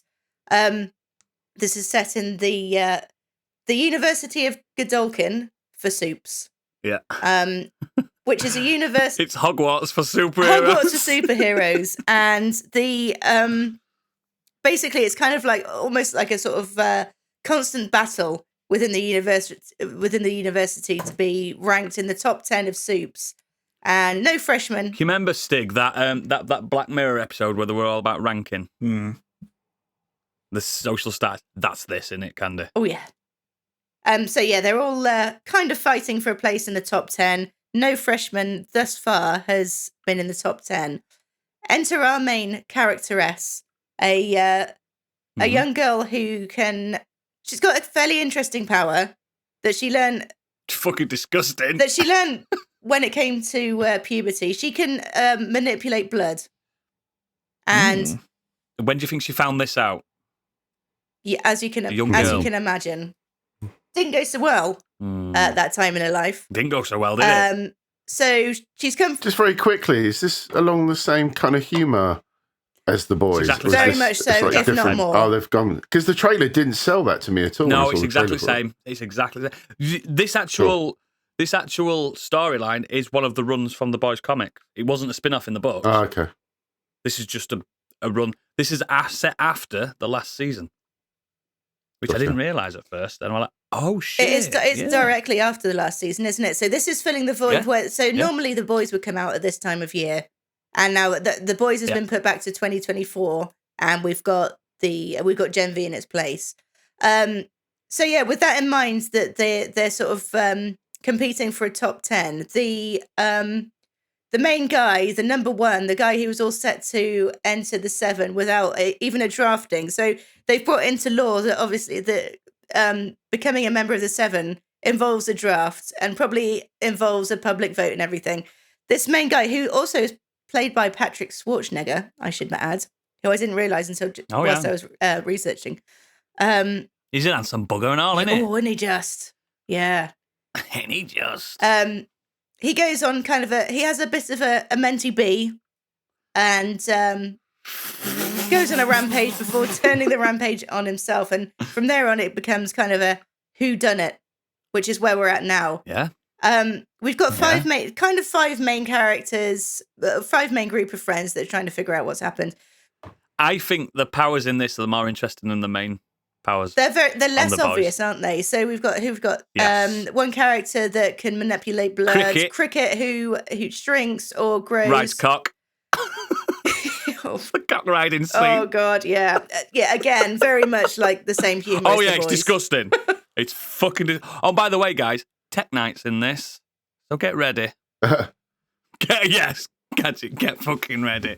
He is Gadget, a that's disgusting Biggie. man. Biggie. Oh God, fuck's sake, Biggie. You do look like Gadget a bit. Yeah, there are some shockingly, grossly hilarious moments. Cricket, who is the girl that can either shrink or become huge depending on what she eats. She's my She favourite. is so good. She's such an amazing, she's just compelling to watch as an actor. She's brilliant. But also, have you noticed that every power is linked to some kind of mental health? I didn't notice that, but Sure. now you've pointed it out, yes. Every single one is a mental health issue. And they're at university when I'm an adult. Hormones You know what I fly mean? wild. Yeah, and every single power is linked to some kind of mental health. And I really, really appreciate the non-binary character, and the powers are non-binary as well. And they are extremely powerful, and they're not hindered at all by their non-binary aspect, because they don't identify as non-binary. They are non-binary. That's what their power is. And I think it's really clever, and it's really empathetic about it. You know what I mean? Yeah. And just, again, young women especially. It's really empowering women in this one, which I didn't expect. But it's not pandering, because the women are dickheads still. Exactly. They're all dickheads. Because it's the boys. Which is empowering more so because, women can be Yeah. dickheads too. But I absolutely love this. I wasn't expecting to like it quite as much as I did. In fact, I almost kind of went into it thinking, well, it's not the boys. It's not got the characters we love in it. I'm not going to be into this. I think it's just the next season of the boys. It feels like it because there's some references made to the boys and there's You still see Homelander in background and stuff. there's some very brief cameos and You see everything, everybody. but it kind of puts it into context in terms of where on the timeline that it's sitting more or less. Yeah. It's the boys season that we've got in the interim, and I fucking adore it. I think it's fucking brilliant. I genuinely think it's brilliant, and it's so. I think and the showrunners have said you need to watch this to watch the next season as well, because it's linked. I was gonna speculate Characters on are whether coming there's across, going to be some basically. crossover, and I hope. Yeah. I hope it's Cricket. But I mean, surely they'll take I some hope of the it's audience Cricket. feedback, because I think from what I've been hearing, Cricket's she's far and away the most popular character. She's definitely ranked in the top 10, I think, for most people. And she knows how to ride a cock. Apparently so. Quite literally. Biggie's like, I'm watching that tonight. It's great though, and again, the kids in it, even though they're all adults, they don't look too adult. They're not too far. You know, when you watch these things, and you're like, fucking hell. They totally kill it. They're meant to play 16-year-olds. They're all at least 25. When I used to watch Saved by the Bell, I'm like, hang on. You look 30, AC Slater. You look like you're a 30-year-old man. I'm 15, Zach. I'm 15. No, you're not. No, you're not. Yeah, but have you seen And The they don't Rock do when that. he How was old was young? Ralph Macchio in The Karate Kid? Wasn't he like 30 or 30. something ridiculous like that? Yeah, but he looked like a kid. Yeah, he still He does. did. But yeah, like Candy said, it's just great. If you love the boys, what are you hesitating for? There's 5 episodes out already. Just go. Watch them. Watch it now. Watch it now. Do it now. I just And before, do it now. and before we do move on, I finished the story of Starfield this afternoon. Banger. It's a banger. Ooh. It's without being spoilery, it's got a Bang bit. average. The ending's a bit of a thinker, bit philosophical. Bit of a thunker. But some of the final quests are really, really fun. But what about Candy? When Bethesda promised us all that once you've beat the game, the real game starts. Well, it's true because I've barely scratched the surface. Oh my days! Yeah. I'm about 30 hours. I'll get into onto that, it at you know. some point. I can't jump into a massive game like that while I'm still in the middle of another one. There's no Can't need do to. it. You'll be I playing don't it for play- ages. I don't play it in long stretches, mate. Do you know what does my head in, Candy?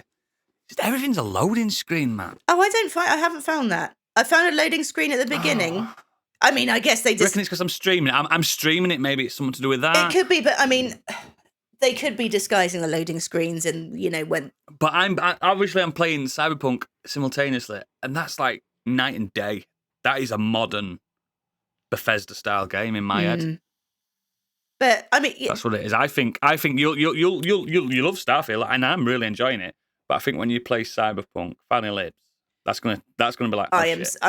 I might start it soon, as How, soon as I can afford it, because I've got it on PS5, but I want to play it on my PC. Yeah. Yeah, man. How long is it taking you to do the main story then? Well, I think if you were just going to mainline it, it would probably take about 20 hours, maybe a little bit more. Everyone's saying maybe a that, little 20 bit, hours. maybe 20 to 25. I've not found myself mainline in this either. I'm kind of enjoying just bombing around. That's a doing shit. Bethesda game, though, isn't it? Just do what you want. I still think the NPCs are fucking shit. Oh, they're ugly. They're so ugly. They're awful. Yeah. I try not to talk to them because I'm like, the main characters they're great and they're well written and stuff like that, the main people. But the fucking NPCs, man, their heads go everywhere. I really enjoy when you go to interact with them and then they just turn away from you. Yeah, what are you doing? And then they kind of look and their eyes around for a stay bit. looking at you though. Yeah, I always like seeing the clips of like people, you'll talk to someone and then there's another NPC that'll just look around at you with like scary eyes, just like behind them for no reason. I got a really, really... This has to be the last game they use this engine on. It has to be. I got a really good clip earlier of I was in the middle of a gun battle and I was in first person view and I was like zooming in and then suddenly my companion just goes, hello, right into my crosshairs. Get out of the way. It is a good game though. I don't know why people are proper ragging on it. There's absolutely nothing wrong with it. It's just not next gen. It's because what we talked about earlier. Everyone seems to think that everything has to be just like it's absolutely competent. And like it was some of the developers came out and said not every game, even AAA games, not everything could be as polished as something like Baldur's Gate. That's not the standard. That's above the standard. Like you can't. I mean, Baldur's Gate's been out for 3 years, hasn't it? Technically, because they've been doing early access. We want games stuff. to be like that, but if you want games to be like that, it's going to take forever for them to come out. Years. Yeah. So yeah, absolutely, man. It's well worth playing though. I'm going to play it. The story does intrigue me. I just can't. More intriguing than Skyrim. I can't put myself onto that game before I finish Baldur's Gate 3. Not yet. I'm playing small indie games on between my Baldur's Gate session to try and stop me from. You must be on fucking 500 hours on Baldur's Gate at this point. Steam says like 60, but that's not true because there's been a few times where I just walked away from the PC and left it running for a bit. So yeah. But knock 10 hours off. I should be further ahead, really. Yeah, Starfield. I'm looking forward to playing it. I just don't know when I'm going to get onto it. By the time you play it as well, Stig, there's probably be a nice chunky patch on it, something like that. Anyway, because it's not. I've not had any glitches, mate. No game breaking glitches. I think it gets a little bit worse towards the end. Like some of the final, I've struggled more with some of the final quests, but not. I mean, nothing super major really. But yeah, I did get some funny ones that I took clips of earlier. But you like that? That's your feature. Yeah, I love it. It wouldn't be a Bethesda game without it. Exactly. Excellent. Biggie, actually, not Gadget. Biggie. I've got a few things I want to cover. But the first one I want to talk about is the reason why I'm hungover. So a friend of ours that we play Battlefield and COD with for nearly 2 years now happened to be in a conference in London. So we spoke to him about coming down to come and see us. So he popped down to the South Coast and we met up over the weekend. Even from London? Well, no, he's from Halifax. So it was even longer for him. So, but yeah, we had a really good weekend. But of course, you would assume that we get loads of tellies into a room, set up our PS5s and play COD all weekend. But no, instead we played couch co-op games, and we played Overcooked 2. Good, we innit? played Tricky Towers, and something else we played. But the one that we did thoroughly enjoy, and I have to give a shout out to Super Natty Cat for this one, because she reviewed it on Smash That Glass, and this is Nippon Marathon. She reviewed it on our show. What a batshit crazy game It was on here, that wasn't it? is. It's- I was on here. I thought it was on Smash That Glass. We talked about it. I mean, we do own that podcast as well. So I'm sure she No, did. she wanted to Anyway. get the, Anyway, she wanted innit? to get the was it the developer who was going to be on Smash That Glass? But Oh, she, yeah. Yeah, I think that was the timing plan, didn't wasn't work it? out right. you were nearly there, weren't you? You'd even planned, and she thought, I can't go on a big show like that. She That was what I think that's how it went down. Yeah. She doesn't. But just in case you're not aware of the game, it's a crazy physics-driven 4-player marathon across Japan, combining classic races like Micro Machines and the Insanity of TV's Takeshi Castle. You smash through offices and shopping malls and hurl fruit at your opponents in a party game, unlike anything you have played before. It's batshit mental. I think, like Super Natty Cat mentioned, it's just got mad audio. The graphics are mental, very Japanesey. It's just a lot of fun, and it's not. It doesn't look polished, and I don't know if that was the intention or the fact that it doesn't Mate, it's matter deliberate. because it's such. You can tell. It is such fun, and It the looks like party games shareware, as well. but it's deliberate. Yeah, but the party games as well. We played. There's one that's like an assault course with all these weird things like boxing gloves popping out of the wall and trying to get to the end game and trying to get the biggest score. And one of the really funny ones is the shopping trolley bowling, where you basically get your character from third person view. You have to set your trolley up and then take a massive run up and then jump into the trolley and smash through massive 10-pin bowling. And yeah, it was just such a giggle. We played it for hours till about 4 a.m, just chuckling away. It was great fun. So yeah, highly recommend that. And you were doing that couch sober, co-op. I'm assuming? No, absolutely not. And I love this review on Steam. Was it Somebody said, some "Silly." Jack and Danny, I'll tickle your fanny all night? No, it was great. And this review on Steam says, silly, incoherent, nonsensical, 11 out of 10. And I think that's pretty Like much our sums it up. podcast. A great score. Absolutely. Incoherent mess. But the other things I wanted to talk about was inspired by everyone talking about books last week. So I ended up getting back into some graphic novels. So I just want to mention a few that I picked up. Yeah, I man. don't want to get spoilery too much, but there's a few I want to recommend. First one is Baby Teeth, Oh, yes, which dude. is the writer-creator Donny Cates, artist-creator and covers Gary Brown. The story offers a unique take on the final battle between good and evil that push concepts about God, Satan, and the Antichrist into dramatic new territory. And it's based on the idea of a 16-year-old Sadie giving birth to the Antichrist in modern times. And then it's about her dealing with that and her family supporting her, and then actually meeting a chaotic bunch of characters. And it's a really good storyline. There's time jumps. Yeah, really thoroughly well done. I thought it was pretty much brilliant. just binged it. It was great. Nice, short, sweet. There may Easy be reading, further tales, but it's a nice, complete story at the moment. So I really enjoyed that. Then went on to Autumnal. Following the death of her estranged mother, character Kat Somerville and her daughter Sybil flee a difficult life in Chicago for the quaint and possibly deadly town of Comfort Notch in New Hampshire. It's from New York Times bestselling author Daniel Krauss, who did The Shape of Water, Troll Hunters, and The Living Dead. It's very much like The Wicker Man, bit of Midsummer, kind of all that kind of idea of a cult in a town. Paganism and stuff like and that. Pagan, yeah, it's really dark. It's really Oh. interesting story. Really like that. I've never heard of that one. Finally, my favourite one out the lot is The Nice House on the Lake.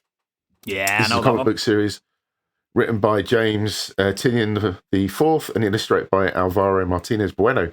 And this story revolves around a group of people who are invited to a beautiful house in the woods overlooking a lake by their friend Walter, who the group have all known throughout their life from either at college, going into early high school or wherever, university.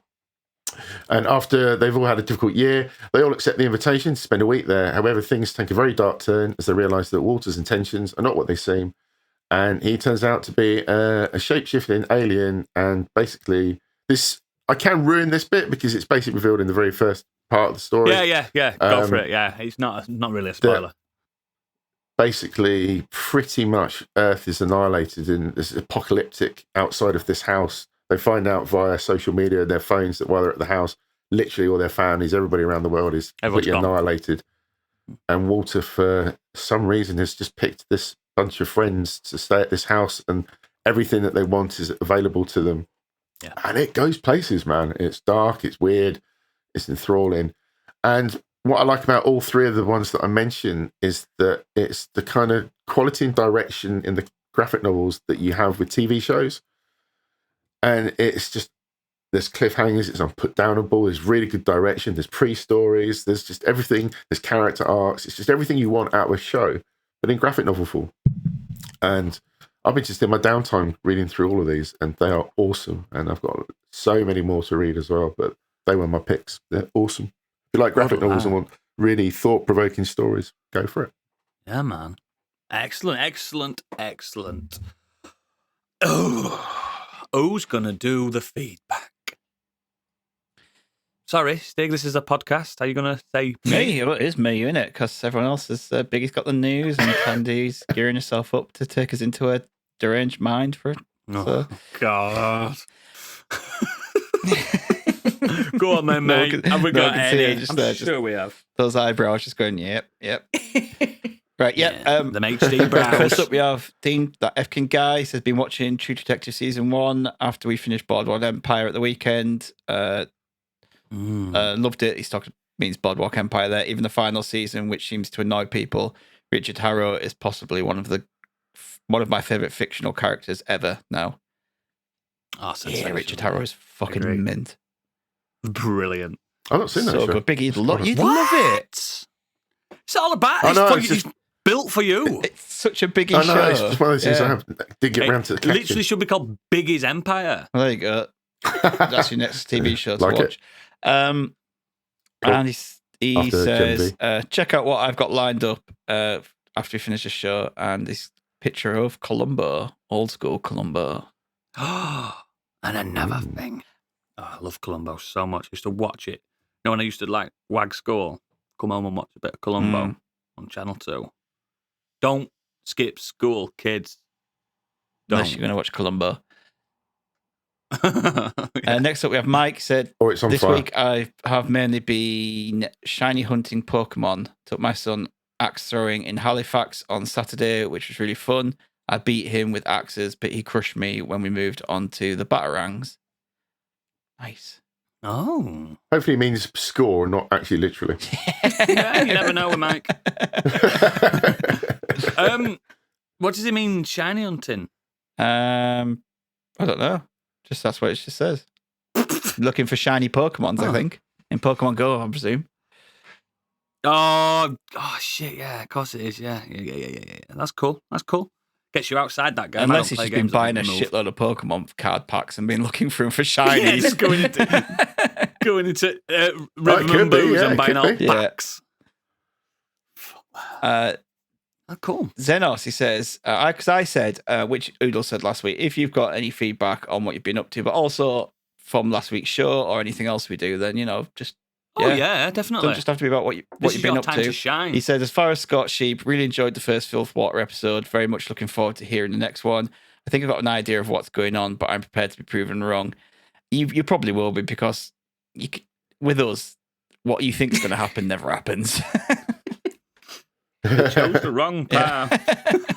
I will say only that I think Gadget made a mistake asking the zombie if Clint did something. Okay.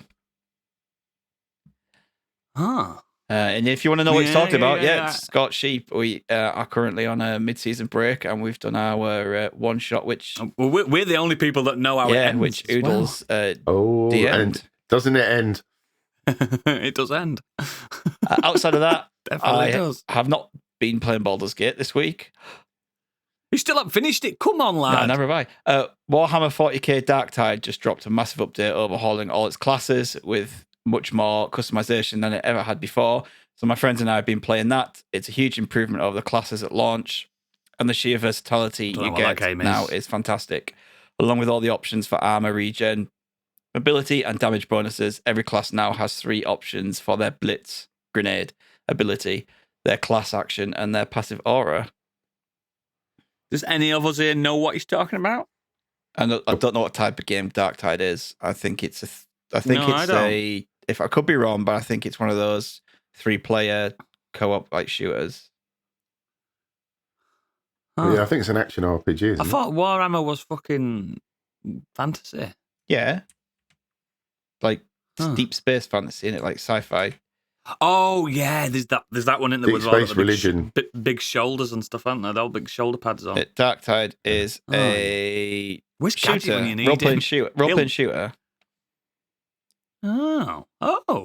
Anyway, he also Gadget says, sat here screaming at the edit, screaming. I personally play a Psyker because, of course, I'm a fucking wizard, and I can now replace many enemies' heads.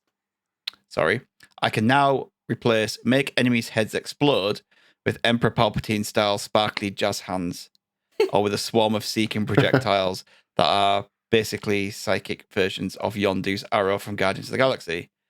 I can also turn my force push, which lets me dump the how close is your head to exploding meter into the void to get rid of it, into a massive telekinesis barrier, or a trace state which makes me into a terrifying warp-powered sniper up until the head explosion meter caps out and it ends.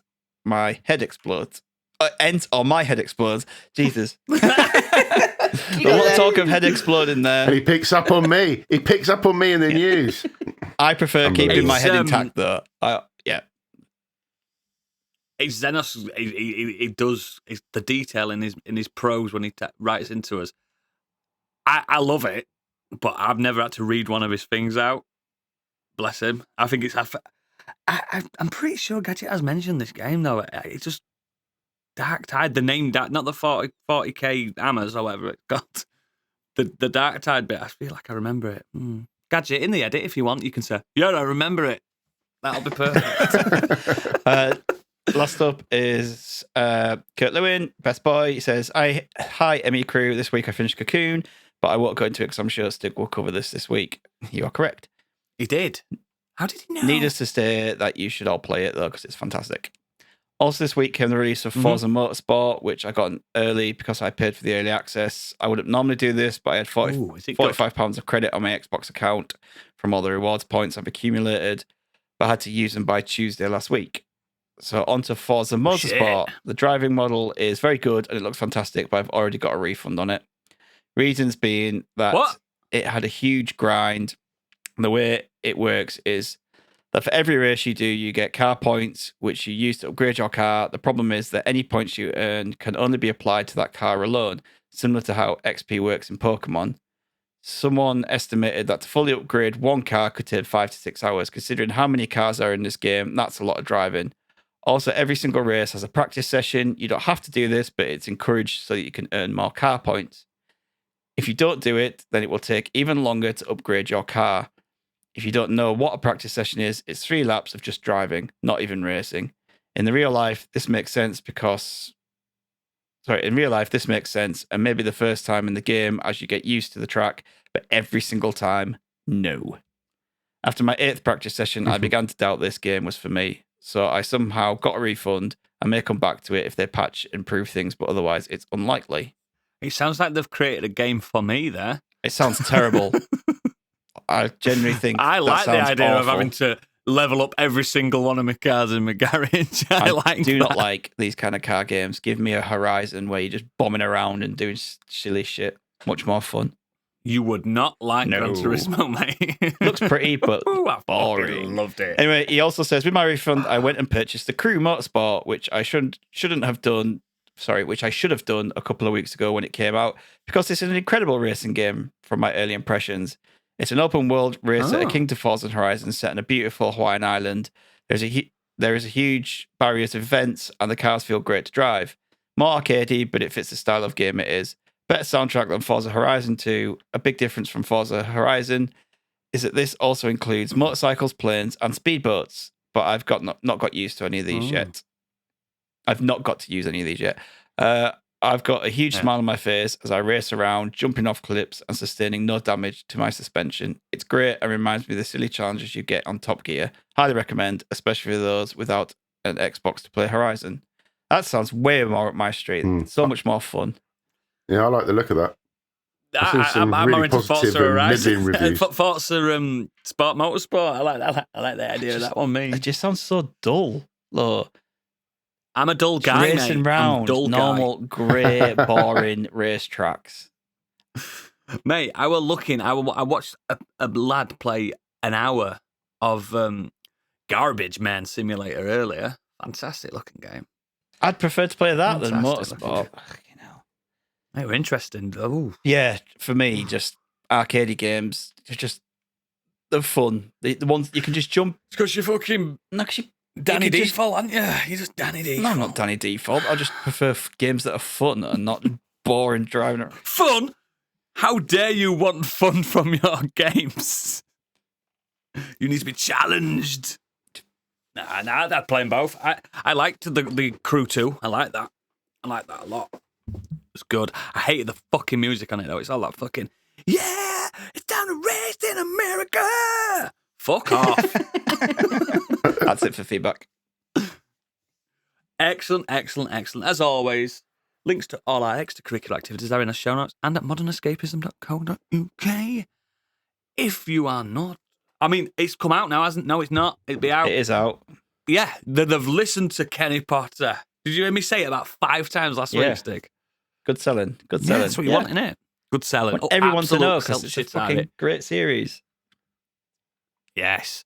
And if you've got feedback on that, because we get feedback on Scorched Sheep on this show, let us know about that as well. You might get some other people thinking, I want in on that Kenny Potter shit. I want in on it. Don't be left alone. Don't be the guy in the playground like sad because you're not into it. Oh, I'm sad. Get into it. Get fucking into it. Be cool. Be cool. But yes, if you are a patron, we will carry on this shite in the green room. I'm sure we've got questions as well. I'm sure we have. Fucking get on at me again. But before we leave the scruffs that won't pay us a quid, Candy, what's going on in that fucking brain of yours?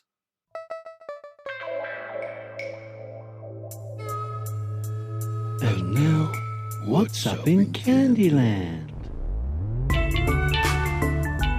Well, I made a purchase this week, and to be honest, it was just slightly out of my budget. And I'm here to talk about it in poetry form. Yeah. So Oh, this is brilliant. I called. like a bit of poetry. This is called VIP for the D. Are you ready? Right, Nice. settle in. Yep. In the realm of cyberspace, I did embark to secure a ticket to witness pure rock. Tenacious D, the kings of the scene. Tickets were released. Their concert was the dream. With eager anticipation, I navigated the web with hope in my heart and excitement widespread. But to my dismay, a cruel twist in this tale. Only VIP tickets with a hefty price did prevail. Oh, the agony! My heart sank. A gasp I let out. How could this be? How had my luck run out? I yearned for a ticket, any seat would do, but alas, it seems my options were few. Snapped up in a flash were the standard seats. Only the extravagant VIP could take the seat. But for I, a humble fan, the cost was too steep to bear. Left to ponder, where did I go wrong? Where? The VIP package, a treasure beyond price. Would my bank account survive such a sacrifice? But then, with the music of the D echoed in my mind, I felt a spark, an unwavering resolve I did find. So with trembling fingers and a lump in my throat, I clicked that VIP button, not knowing what I wrote. The transaction complete, my wallet thin and frail, but the shimmer of anticipation, it would not fail. For it's not about the price or the seats that were assigned, it's the passion, a connection that can't be confined. In that intimate moment with Jack Black and Kyle G, I'll be amongst the chosen watching the D. Though broke I may be, my spirit shall soar. As the rock gods descend and the crowd lets out a roar, I may be poor in wealth, yet rich in celebration, Because Tenacious D concert is worth the inflation. Well done. Now, we're all dying to know how much that cost. £121. Fucking With 2 free drinks Wow. and That's not too parking. bad. That's not 2 too free bad. drinks. 2 free drinks. Make sure they're Long Island iced Fucking teas. The most the most destructive cocktail known Well, to man. bottles of champagne, hopefully. Where have you got to go for that? Pardon? Where have you Oh, got to go? Birmingham NEC, so it's fine. Birmingham. Guess who she's going with? Biggie? Guess who she's fucking going with? Think. Guess. Well, it's Acid Pearl, I assume. And Maybe Pip's better half? yes. Yeah. Can you remember when he asked us 3 lads to go with him as well? No, you can't, can you? Yeah. Fuck it, Stig, we'll go to You Leeds. can come see the D with us. You'll I have to pay for a I'm not VIP. going all the way Rather to die. Birmingham. Fuck that.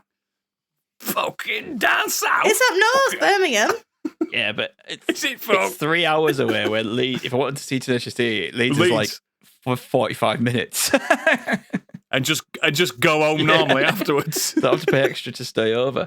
But that's not a lot, Candy. That's not too bad. Like when I'm looking for Olivia Rodrigo tickets for the girls, VIP package for like 600 quid. Holy fuck. Yeah. I mean, it's more than I would hell, did really. Does she suck you off while you're there? Too much. That's sorry. Sorry. That's too much. I don't even know how old this lady is. She's 20. It's all right. that's It's all right. Yeah, I was expecting you to come out and be like, yeah, it was like 300 quid, but that's not No, too bad. man. Parking, ticket's probably about 75. Rigga-goo-goo, I think- rigga-goo-goo, anyway mate. out You're there. going to enjoy it. I think tickets are riggagadoo 60 quid normally. I mean, it's more than I would like to have paid. It's definitely more than I can afford to pay. But it's the D. It's my husband. Why don't you get it on Klarna, mate? Get it on fucking I don't know how that Klarna. works. And also, you probably have to have a fairly decent credit history for that. Yeah, you do. You have to have That's good me out. credit. Fucking yeah, I'm not surprised with these mad purchases. But I'm sure we'll get a review of that in 2027 or whenever you're In going. May.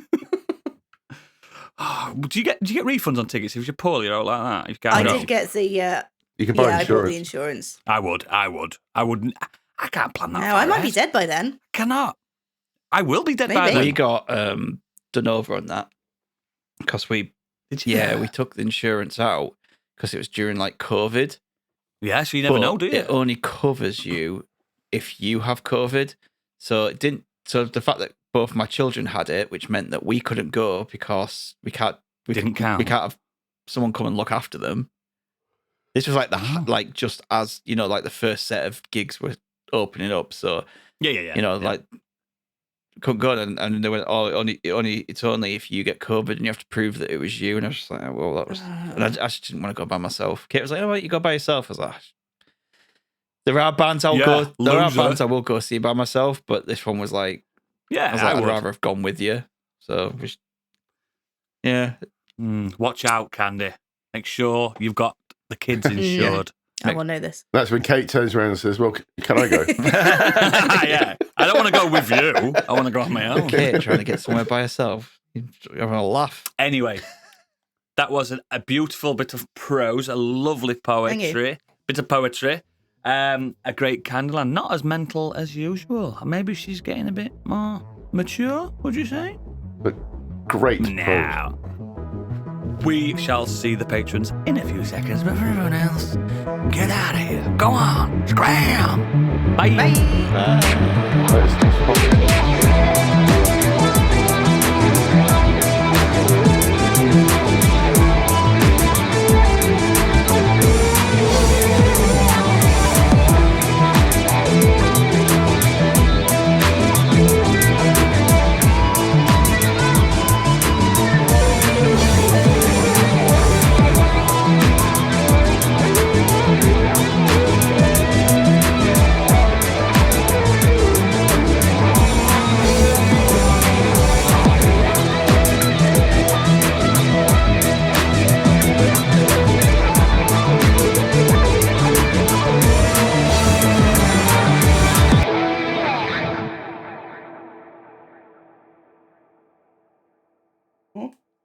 Born. We're bigger this weekend. Nice. No, it didn't, Chunder. I went on about that. No, just gobbled. Just gobbled. Oh, okay. No wastage.